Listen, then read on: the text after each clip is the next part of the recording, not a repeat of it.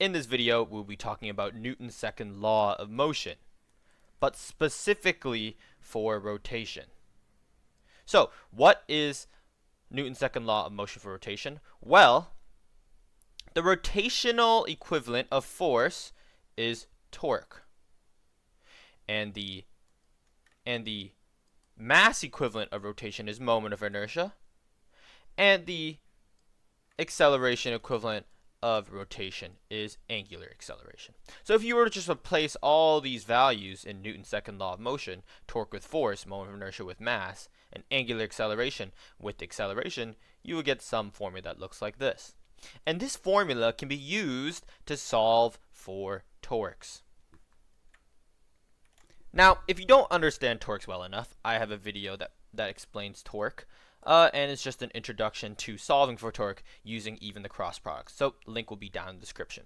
But using this formula, we can solve for a lot of problems, which we will be doing right now.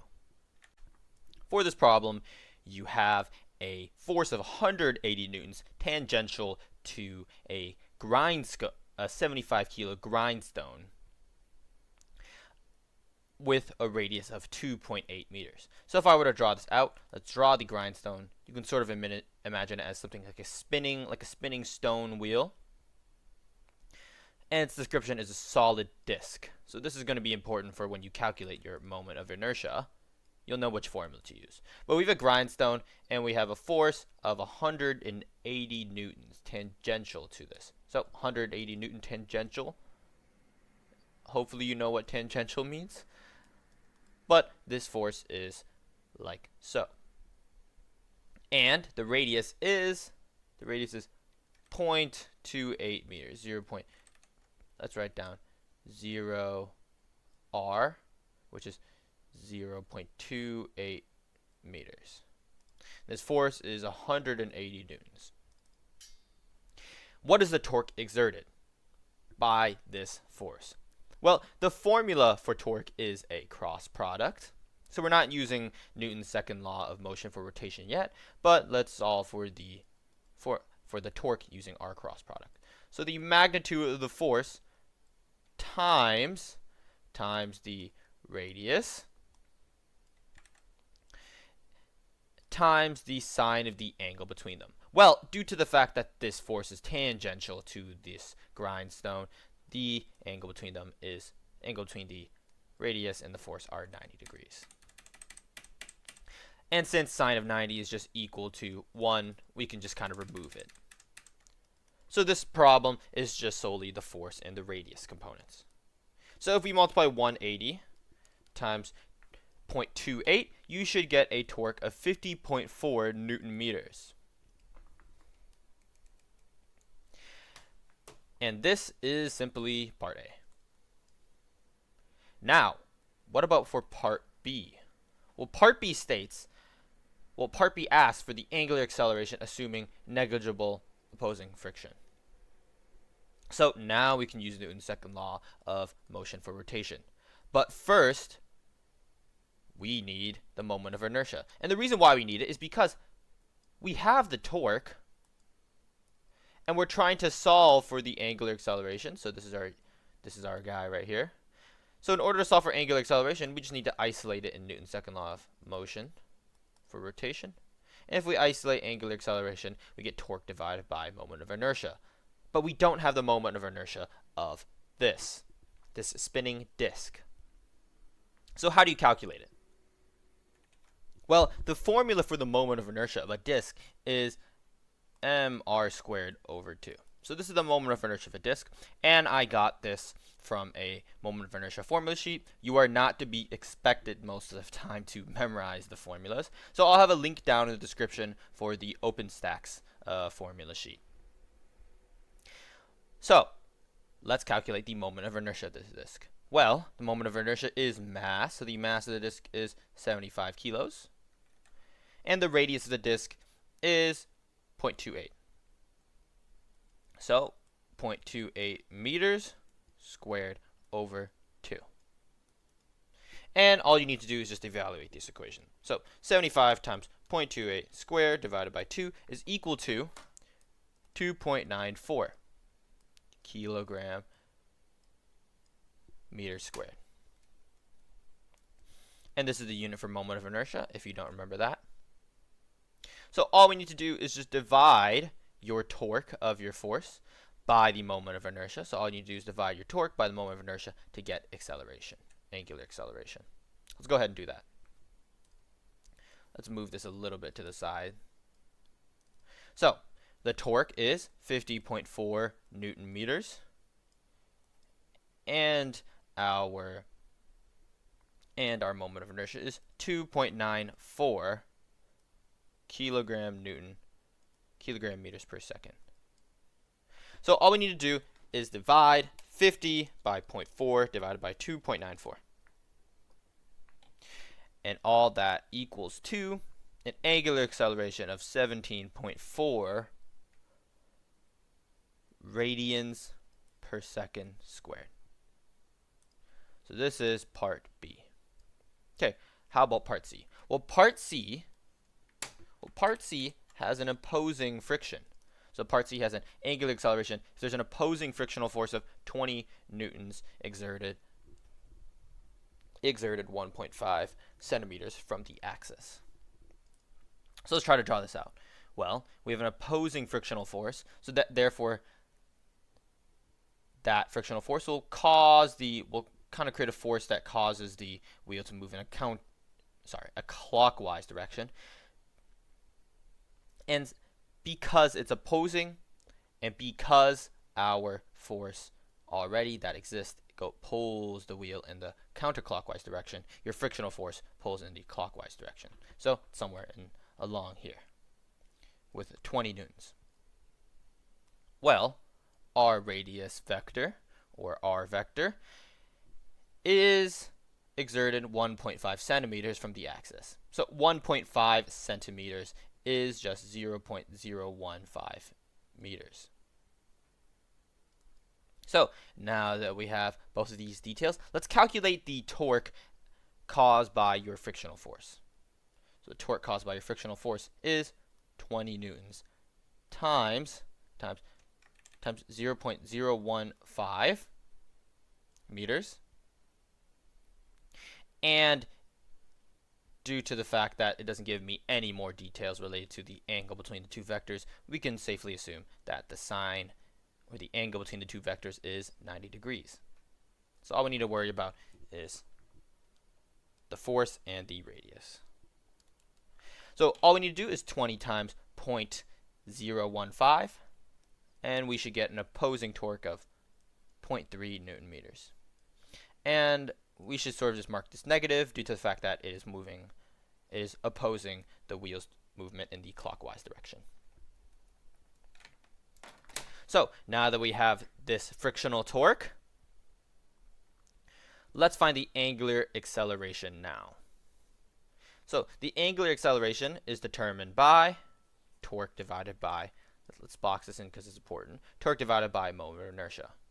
So let's find the net torque of this problem. So torque net. So the net torque is just when you add all the torques in the system together.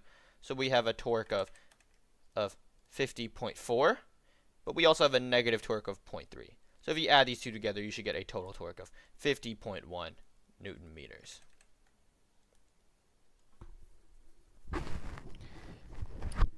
Now that we have the net torque, we just need to divide your net torque by moment of inertia. And the friction won't change the moment of inertia of the grindstone, so the moment of inertia is still 2.94. So now all we have to do, plug into a calculator. 50.1 divided by 2.94 is 17.04 radians per second squared.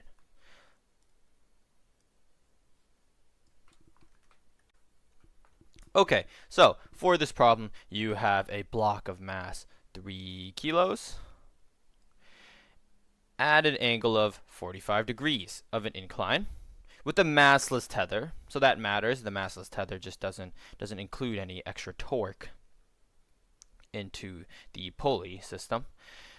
And this pulley has a mass of 1 kilo with a radius of 0.5 meters. This pulley can be approximated as a disk, so we'll use the disk formula for moment of inertia when we use to calculate it. And the coefficient of kinetic friction is 0.4. What is the acceleration of the block? So the first thing we need to do is solve for the torque acting on this pulley. So the torque acting on this pulley is represented by a free body diagram of this block. So this block has a weight force, has a normal force, has a friction force, and last but not least, there's the tension force of the rope. So the tension force of the rope actually matters. Do not forget about it. Now, how do we solve for the force acting on this pulley? Well, the force acting on this pulley can be represented by a F net equation. So F net, let's draw the F net equation of all the components of the forces that act along the plane. So the components of the forces that act along the plane are the frictional force, the tension force of the rope, and this component of the weight force. So this component of the weight force can be represented by mg sine of theta, as theta is the angle between this kind of new tilted axis and your weight force. So the F net equation in total is equal to mg sine of theta plus your tension force minus your tension force, actually, since the tension force is acting in the opposite direction of your weight force, and minus your friction force. But we need to turn the friction force into something that we know. So how do you calculate the friction force? Well, the friction force is just your normal force times the friction coefficient, and the normal force is calculated by mg cosine of theta.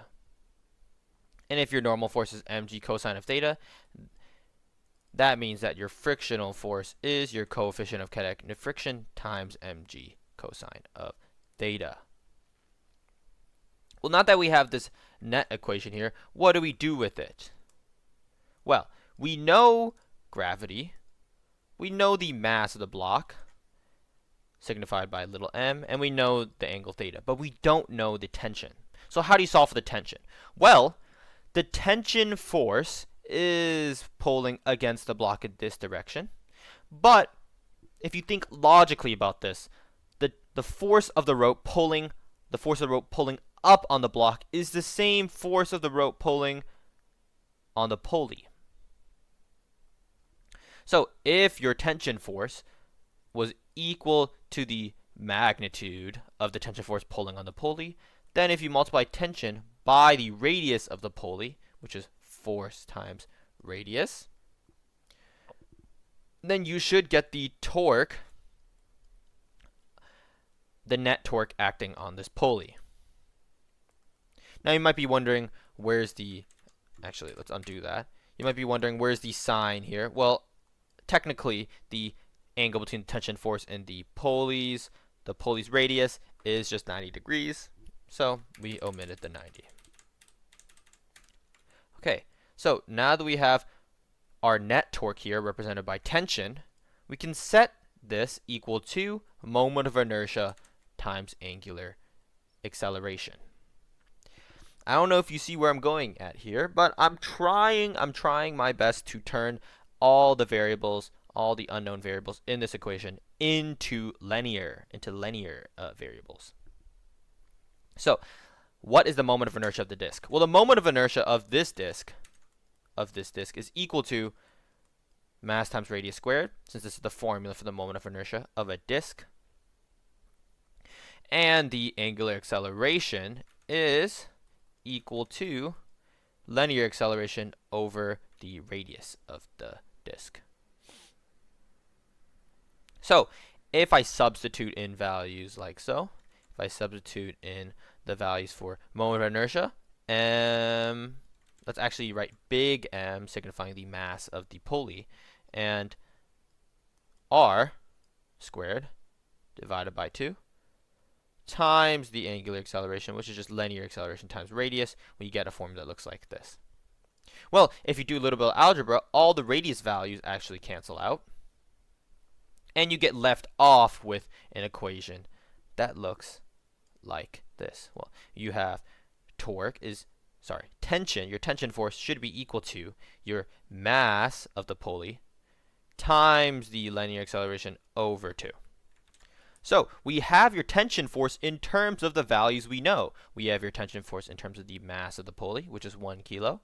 We have the 1/2 value, which is just a constant in this equation, but we're trying to solve for linear acceleration. So this is perfect. We got linear acceleration in this problem. All we need to do is isolate it.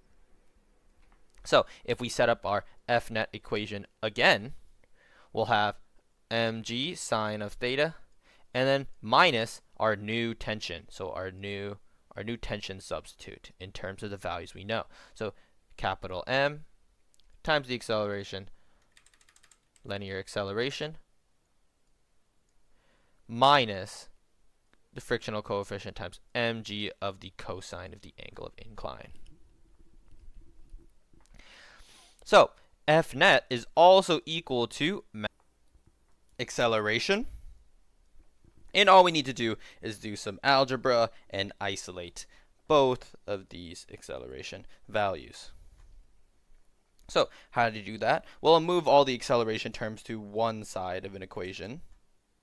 So mg sine of theta minus coefficient of kinetic friction, mg cosine theta is equal to 1/2 ma plus ma.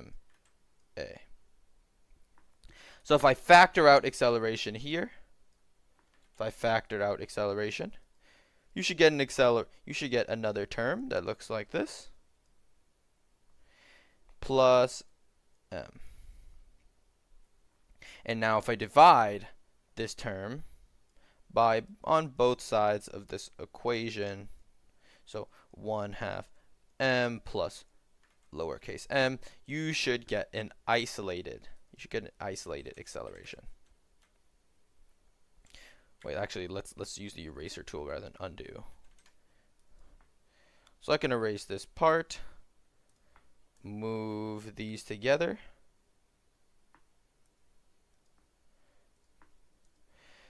and isolate our acceleration by just dividing the term out. So now we have a formula for acceleration. And all we have to do is substitute all the known values from here, and then you will get your linear acceleration of your block. And now that I substitute all the known values, where m, lowercase m, is equal to the mass of the block, gravity is just equal to gravity, theta is equal to the angle of incline, and capital M is equal to the mass of the pulley. I have substituted all these values and the coefficient of kinetic friction into a form that looks like this. Now once you value this into your calculator, you should get an acceleration of 3.56 meters per second squared. And this is our acceleration for our block. Now the important thing here, the hardest part here, is just solving for the tension and understanding that the tension of this rope pulling on the block is the same tension pulling on the pulley. And trust me, when I say this, I got that wrong on my first take of this problem. I was wondering, I got like an acceleration of like 36 meters per second squared. I was like, that is absolutely wrong. So I had to redo this. And don't forget the tension force. The tension force is the hardest part. As always, I need to mention OpenStax, free online textbook. Link will be in the description. I get all the practice problems from there. So if you want more physics problems, you can go visit that link. But since you made it this far in the video, if it helped, consider subscribing. I would greatly appreciate it. And as always, if you have any questions, put it down in the comment section.